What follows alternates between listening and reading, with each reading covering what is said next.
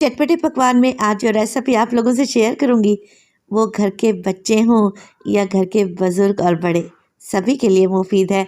और इस tasty recipe का एक नहीं बल्कि 100 फ़ायदा है। बिस्मिल्लाहिर्रहमानिर्रहीम।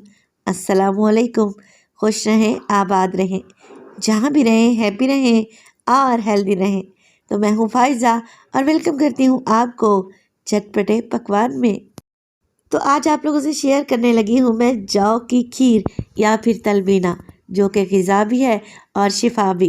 तो रेसिपी को एंड तक देखें, अच्छी लगे तो लाइक कर दें और चटपटे पकवान को सब्सक्राइब भी कर लें। तो चलें फिर तलबीना बनाना स्टार्ट करते हैं।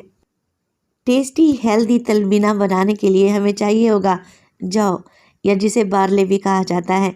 मैं जौ का दलिया इस्तेमाल कर रही हूँ और ये किसी भी सुपर स्टोर से या करियाना स्टोर से आपको आराम से मिल जाएगा। अब देखिए 1 कप मैंने यहाँ पर जौ का दलिया लिया है। सबसे पहले क्या करेंगे, 2 से 3 पानी में इसे अच्छे तरीके से धोकर साफ़ कर लें। तो तलबीना बनाने के लिए आप साबित जौ भी ले सकते हैं, मगर इस तरीके से जौ का दलिया लेंगे तो इसको पकने में ज़्यादा टाइम नहीं लगेगा। देखिए जौ को अच्छे तरीके से साफ़ करें और फिर इसकी मिट्टी वगैरह निकाल देने के बाद पूरी रात के लिए इसे भिगो दें। अगर आप लोगों के पास टाइम है तो पूरी रात के लिए भिगोएं, अदरवाइज़ 2 घंटे के लिए तो लाजमी इसे सोख करके रखें ताकि ये फूल जाए, अपने साइज़ में डबल हो जाए। तो मैंने भी पूरी रात के लिए दलिए को भिगो कर रखा हुआ था। अब सुबह मैंने पतीली में पानी समेत ही ये दलिया डाल दिया है। अब इसमें डालेंगे दूध। तो 1 कप जौ के लिए मैं 4 कप दूध का इस्तेमाल करने लगी हूँ। 4 कप दूध को अगर वज़न में देखा जाए तो 1 लीटर के बराबर होगा। यहाँ पर मैं टेट्रा पैक का दूध इस्तेमाल कर रही हूँ। आप लोग गाय का खुला दूध भी ले सकते हैं। चलें जी, फ्लेम को ऑन करें और दलिए को पकने के लिए चढ़ा दें।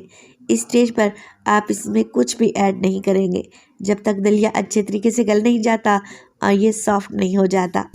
तो मैं कवर लगाकर 15 मिनट के लिए इसे पकने के लिए छोड़ दूंगी मीडियम टू लो फ्लेम पे।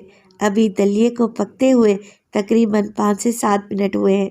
दूध में बॉयल आ चुका है और देखें जो मलाई आ रही है उसको दूध के अंदर ही मिक्स करते रहें। दाना फूलना स्टार्ट हो चुका है मगर अभी मुकम्मल तौर पर ये गला नहीं है।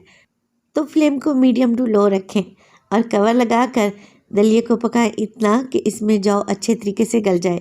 जब तक हम क्या करते हैं, खजूर को काट कर तैयार कर लेते हैं। तो दलिए में मिठास लाने के लिए मैं खजूर का इस्तेमाल कर रही हूँ। तलबीना हजूर पाक सल्लल्लाहु अलैहि वसल्लम की पसंदीदा खुराक है। ये दिल को ताकत देती है, खून की कमी को पूरा करती है और कब्ज़ की शिकायत को दूर करती है। तो तलबीना बनाने के लिए जौ का दलिया, खजूर और दूध का इस्तेमाल किया जाता है, जो कि तीनों ही हेल्दी चीज़ें हैं।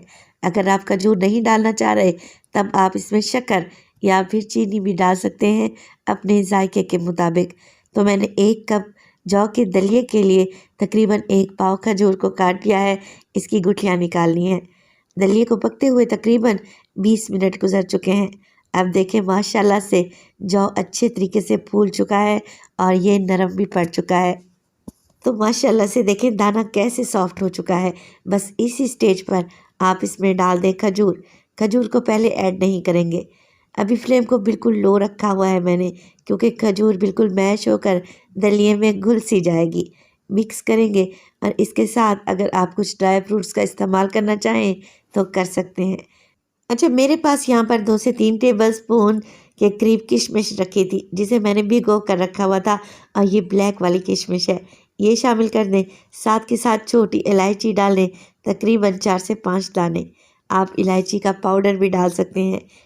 बिल्कुल लो टू मीडियम फ्लेम पे 4 से 5 मिनट के लिए तलबीना को मज़ीद पकाएंगे और साथ के साथ आप इस तरीके से मैश भी करते रहें ताकि खजूर अच्छे तरीके से दलिए में घुल सी जाए। जैसे ही बड़े बड़े से बबल्स आने लगें, बस जी फ्लेम को ऑफ़ कर दें, क्योंकि ये तलबीना ठंडा होने के बाद मज़ीद गाढ़ा हो जाएगा। आप इसे ठंडा ठंडा सर्व करें या गर्मा गर्म खाएं। ये बड़ा ही हेल्दी है और टेस्टी भी है। सहरी के लिए तो ये एक बेस्ट रेसिपी है।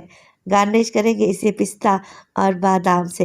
रेसिपी अच्छी लगे तो लाइक कर दें और चटपटे पकवान को सब्सक्राइब भी कर लें और अपने फैमिली और फ्रेंड्स में भी शेयर किया करें। तो अपना बहुत सारा ख्याल रखिएगा, फ़ाइज़ा को अपनी दुआओं में याद रखिएगा। मुझे दीजिए इजाज़त। टिल देन, अल्लाह निगहबान।